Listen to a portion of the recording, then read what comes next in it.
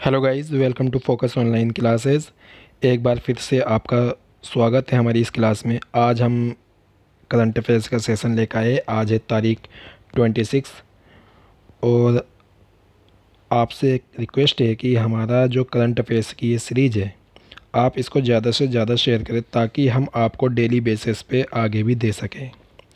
बढ़ते अपने next question की ओर दोस्तों। पहला क्वेश्चन है हमारा 57वां यानी कि 57th अक्षय ऊर्जा देश आकर्षण सूचकांक में भारत का स्थान क्या रहा है। ठीक है, इसमें बताना है हमें कि भारत का स्थान जो रहा है वो कितना रहा है। तो इसमें सही आंसर हो जाएगा तीसरा, कि भारत का स्थान जो रहा है इसमें तीसरा रहा है। और पहला स्थान जो रहा है इसमें वो रहा है यूएसए का। किसका? यूएसए। और इसका जो सेकंड स्थान रहा है वो है चाइना का। ठीक, चाइना का याद रखना। इसे इंग्लिश में कह देंगे renewable energy country attraction index 2021। ठीक, अब बात यहाँ पर इंडेक्स की आ गई तो थोड़े इंपॉर्टेंट इंडेक्स समझ लेते हैं हम क्या है। ठीक है, जैसे एक इससे रिलेटेड आया था अभी हाल ही दिनों में, वैश्विक ऊर्जा संक्रमण सूचकांक। क्या आया था? वैश्विक ऊर्जा संक्रमण सूचकांक 2021। इसमें जो शीर्ष था वो था स्वीडन। क्या था? शीर्ष था स्वीडन। ठीक है, याद रखना, मैं लिख देता हूँ और आपको। स्वीडन शीर्ष स्थान पे था। और भारत कौन से स्थान पे था? भारत था 87th पे। ठीक है, किसने पे? 87th पे है। और नोट डाउन करते रहना आप, आर्थिक स्वतंत्रता सूचकांक 2021। इसमें भारत की रैंक कितनी थी? इसमें भारत की रैंक जो थी वो थी 121। कितनी? 121। किसमें? आर्थिक स्वतंत्रता सूचकांक। ठीक है, लेकिन इसमें शीर्ष पर कौन था? शीर्ष पर था इसमें सिंगापुर। कौन था? सिंगापुर। ठीक, याद रखना, इम्पोर्टेंट है। ओके, एक और है वर्ल्ड हैप्पीनेस इंडेक्स। क्या है? World happiness index. इसमें जो भारत का स्थान था वो बहुत इंपॉर्टेंट है। इसमें था 139। कितना था? 139। और इसमें जो शीर्ष पर था वो था फिनलैंड। कौन? फिनलैंड। कौन सा वाला बताया मैंने? World happiness index. ठीक, बढ़ते अपने नेक्स्ट क्वेश्चन की ओर। नेक्स्ट क्वेश्चन है हमारा, हाल ही में बैडमिंटन वर्ल्ड फेडरेशन का सदस्य किसे चुना गया है हमारा। इसका सही आंसर हो जाएगा हेमंत विश्वा शर्मा। हेमंत विश्वा शर्मा। अभी हाल ही में इनका नाम सुना होगा कि ये अभी असम के नए सीएम बने हैं। कौन बने हैं? नए सीएम। और इनसे कुछ फैक्ट मैं बता दूं कि ये बैडमिंटन एशिया, याद से सुनना, ध्यान से सुनना, बैडमिंटन एशिया के उपाध्यक्ष है, लेकिन भारतीय बैडमिंटन संघ के अध्यक्ष है। ठीक है, अगर एशिया आ जाए तो उसके उपाध्यक्ष है। और भारत का मालूम करें, भारतीय बैडमिंटन संघ के अध्यक्ष कौन है, तो ये हेमंत बिस्वा शर्मा हो जाएंगे। ठीक, और मैं बता दूं आपको कि जो बैडमिंटन वर्ल्ड फेडरेशन का हेडक्वार्टर है वो कहाँ पर है? वो है कुआलालंपुर मलेशिया में। कहाँ पर? Kuala Lumpur Malaysia. ठीक, और इंटरनेशनल हॉकी फेडरेशन का अध्यक्ष चुना गया था अभी हाल ही में। किसे चुना गया था? वो चुना गया था नरेंद्र बत्रा को। किसे? नरेंद्र बत्रा को। याद रखना बेटा।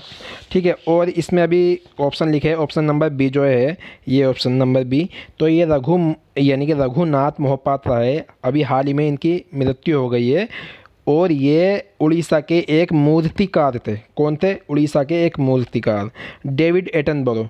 डेविड एटनबरो क्या है? ये ब्रिटेन द्वारा पीपल्स एडवोकेट चुना गया है। ठीक है, यानी कि ब्रिटेन ने इनको अपना पीपल्स एडवोकेट यानी कि देश का एडवोकेट जो होता है वो चुना गया है। ठीक, और बिल नेल्सन कौन है? ये बहुत इंपॉर्टेंट है बेटा। बिल नेल्सन जो है ये नासा के नए अध्यक्ष बने हैं।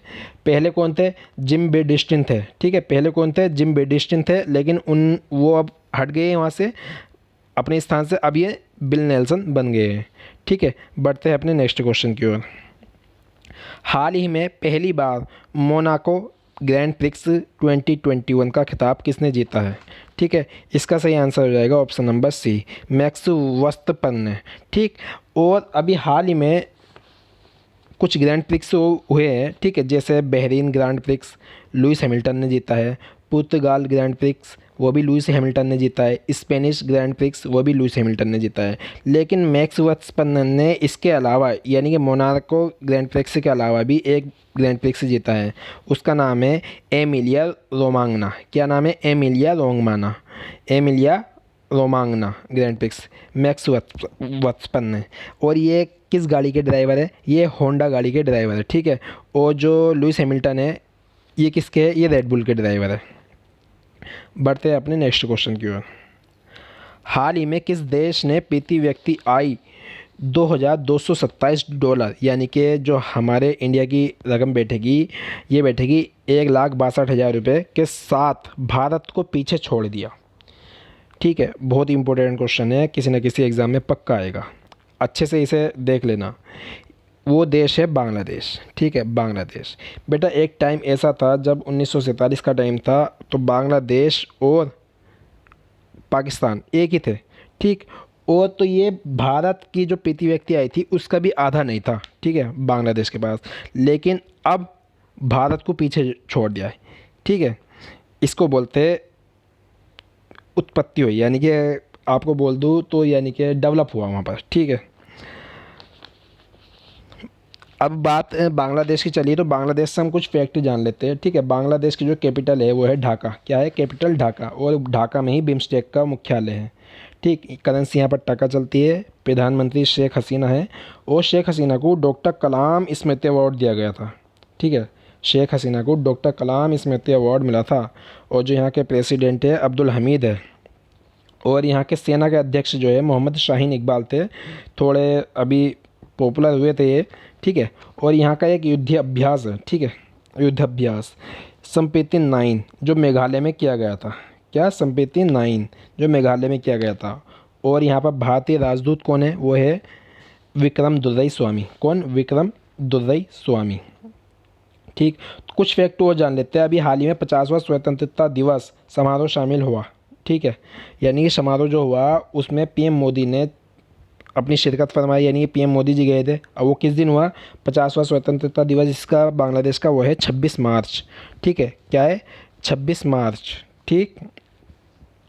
और एक और है यहाँ पर कि डिजिटल हार्ट प्लेटफॉर्म यानी कि बलि दिए जाने वाले जानवरों की खरीदारी ऑनलाइन शुरू करी गई थी इसने, ठीक है।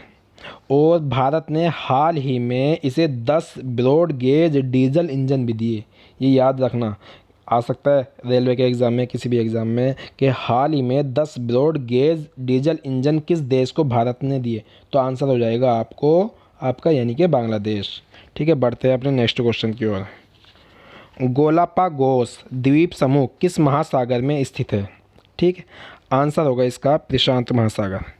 क्या होगा? प्रशांत महासागर।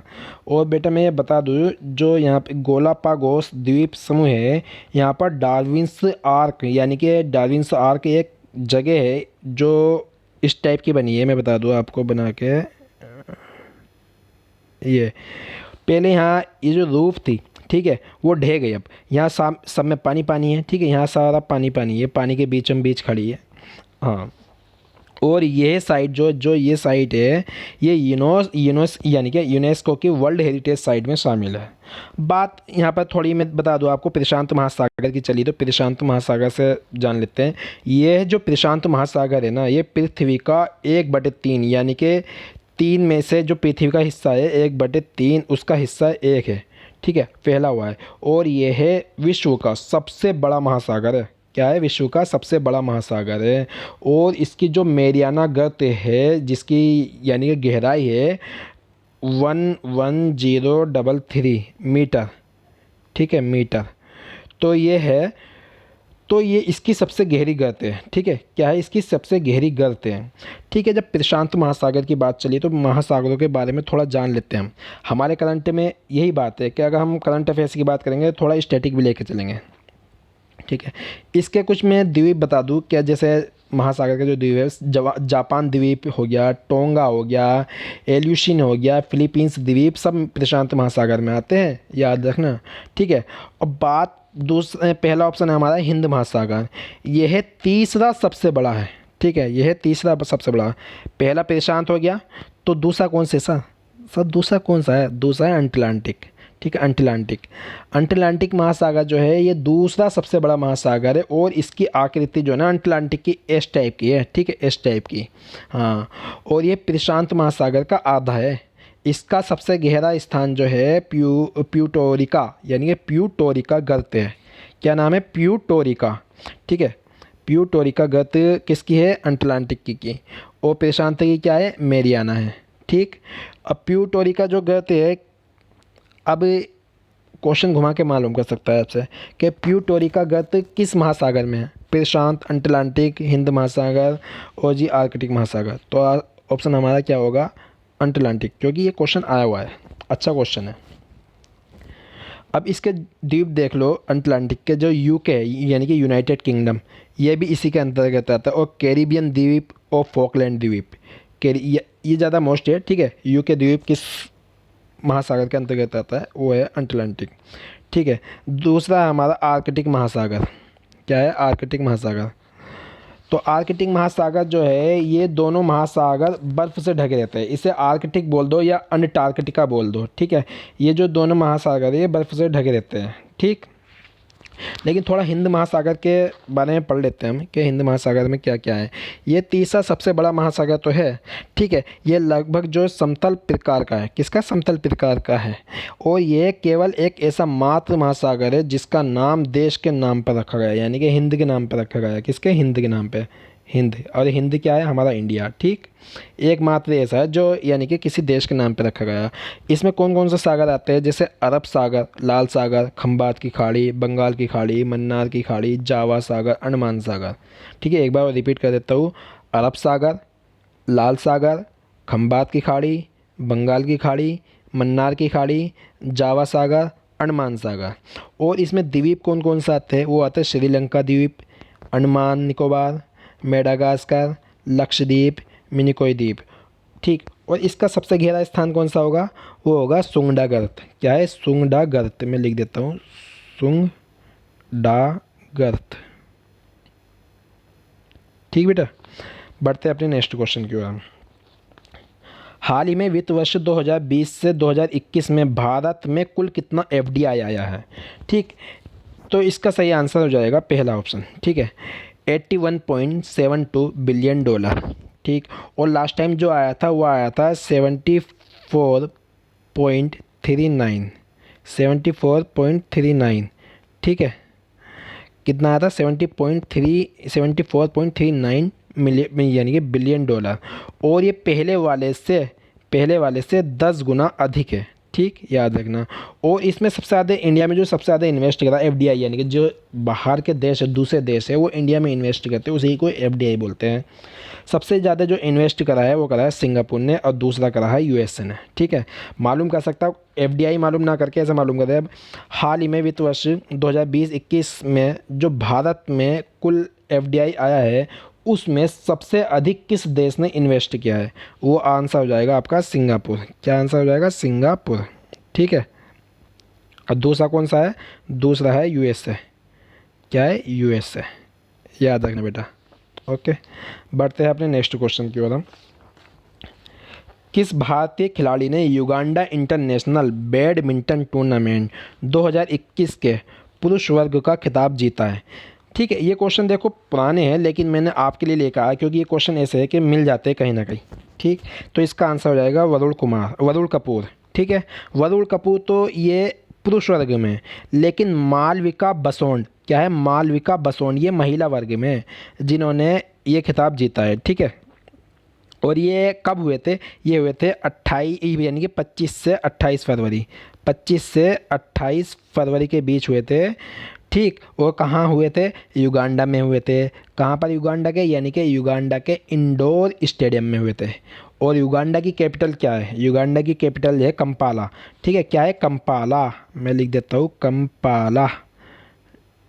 बेटा ये कभी कभी जो ना रीजनिंग में भी क्वेश्चन मालूम कर लेता है, ठीक है, कि कुछ कैपिटल दे देगा और फिर बाद में आपसे कुछ और मालूम कर लेगा, याद रखना, ऐसी कैपिटल ज़्यादा मालूम करता है।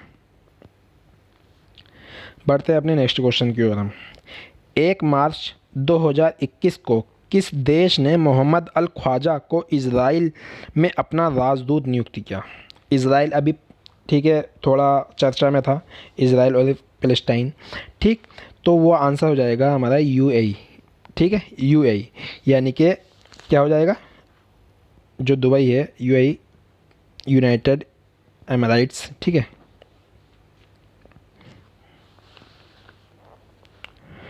तो ये जो नियुक्ति क्या है वो क्या है, दुबई ने, यानी कि यूएई ने, दुबई निकलता है मुँह से याद। अब इसके बारे में थोड़ा सा हम जान लेते हैं। जो मोहम्मद अल ख्वाजा है, इन्होंने वहाँ के जो राष्ट्रपति थे, ठीक है, र्यूवेन रिवलिन को अपनी नियुक्ति से संबंधित कुछ बातें बता दी। और यूएई पहला देश है, यूएई पहला देश है, यानी कि ऐसी नियुक्ति करने वाला वहाँ पर अपनी, यानी कि जो अपना राजदूत नियुक्ति किया है, ठीक है, पहली बार किया है। बढ़ते हैं अपने नेक्स्ट क्वेश्चन की ओर। भारत सरकार ने किस तारीख को चाबहार दिवस मनाने की घोषणा की है, ठीक है। भारत सरकार ने जो चाबहार परियोजना चल रही थी उसके उपलक्ष्य में 4 मार्च को, कब, 4 मार्च को चाबहार दिवस मनाने की घोषणा की है। और ये घोषणा किसने की है, ये घोषणा की है विदेश मंत्रालय ने, ठीक है। चाबहार रेल परियोजना का मालूम है आपको, नहीं है तो मैं बता देता हूँ, ठीक है। पहले हम इसके बारे में कुछ जान लेते हैं। देखो, एक मेरी टाइम समिट चली थी, मेरी टाइम इंडिया समिट 2021, और जब ये समिट चल रही थी, इसी अवसर पे उन्होंने 4 मार्च को चाबहार दिवस मनाने की घोषणा कर दी भैया, ठीक है। अब इस कार्यक्रम में जो यानी कि मेरी टाइम इंडिया समिट जो चल रही थी, इसमें अफ़गानिस्तान हो गया, आर्मेनिया हो गया, ईरान, कजाकिस्तान, रूस और उज़्बेकिस्तान के मंत्रियों ने भाग लिया था। किसके, का, अफ़गानिस्तान, आर्मेनिया, ईरान, कजाकिस्तान, रूस और उज़्बेकिस्तान। और ये शिखर सम्मेलन 2 से 4 मार्च 2021 तक आयोजित हुआ, ठीक है। चाबहार बंदरगाह ओमान की खाड़ी पर स्थित है, कहाँ पर, ओमान की खाड़ी पर स्थित है, और पाकिस्तान के ग्वादर बंदरगाह से केवल 72 किलोमीटर दूर है। कहाँ पर, अब देखो ये जो ना ऐसा है, ये मैं बता देता हूँ आपको, ये पाकिस्तान हो गया इतना, ठीक है, और ये हमारा इंडिया हो गया, ठीक। और यहाँ पर ये चाबहार परियोजना है, ठीक है। और ये जो इस डिस्टेंस है, ये वाला डिस्टेंस, ये 72 किलोमीटर का है, ठीक है। यहीं पर चाबहार पोर्ट है, ठीक। ये एकमात्र ईरानी बंदरगाह है, कौन सा, चाबहार, जिसकी बात हम कर रहे हैं। देखो ये लिखा हुआ चाबहार, ठीक है, ये चाबहार एकमात्र ईरानी बंदरगाह है जिसकी हिंद महासागर तक सीधी पहुँच है, हिंद महासागर तक सीधी पहुँच है, ठीक। बात आपकी समझ में आ गई हो। ये चाबहार बंदरगाह कहाँ पर है, ईरान में है, कहाँ पर है, ईरान में। और ये यहाँ से एक ट्रेन चालू होगी जो अफ़गानिस्तान तक, यानी कि ईरान से और अफ़गानिस्तान तक ट्रेन चलेगी। और इसका प्रोजेक्ट जो मिला था वो इंडिया को मिला था, लेकिन कुछ अमेरिका से और चीन के चलते, यानी कुछ प्रॉब्लम आई तो कैंसिल हो गया था, लेकिन फिर अब दोबारा ये स्टार्ट हो गया है। बढ़ते हैं अपने नेक्स्ट क्वेश्चन की ओर। प्रति वर्ष राष्ट्रीय सुरक्षा दिवस कब मनाया जाता है, ठीक है। ये मनाया जाता है हमारा 4 मार्च को। कब मनाया जाता है, 4 मार्च को मनाया जाता है। राष्ट्रीय सुरक्षा परिषद की स्थापना को चिन्हित करने के लिए, यानी कि बताने के लिए, हर साल 4 मार्च को राष्ट्रीय सुरक्षा दिवस मनाया जाता है। और इस वर्ष राष्ट्रीय सुरक्षा की थीम जो रही है सड़क सुरक्षा है। क्या है, सड़क सुरक्षा, याद रखना, सड़क सुरक्षा इसकी थीम है। और 2020 की इसकी थीम जो थी सुरक्षा कर्मियों को सलाम थी, यानी कि सुरक्षा कर्मियों की इसको सलामी थी, ठीक है। और राष्ट्रीय सुरक्षा परिषद की जो स्थापना पर, यानी पहली बार वर्ष 1972 में राष्ट्रीय सुरक्षा दिवस की शुरुआत हुई थी, यानी कि 1972 से कह सकते हैं, 1972 से इसकी शुरुआत हुई थी। दोस्तों, हमारी वीडियो कैसी लगी आपको ये बताना, फीडबैक देना। और नीचे कमेंट का ऑप्शन है, कमेंट में आप हमारे चीज़ों के बारे में बताएं कि हमारी चीज़ें जो हम आपको मटेरियल यानी कि डिलीवर करा रहे हैं वो आपको कैसा लगा और कैसा नहीं, ठीक। धीरे धीरे चीज़ें अपने टाइम के अनुसार यानी कि सही हो जाएंगी।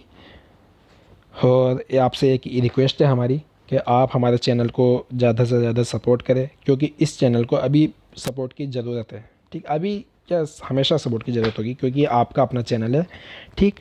और ज़्यादा से ज़्यादा शेयर करें, लाइक करें। Thanks for watching.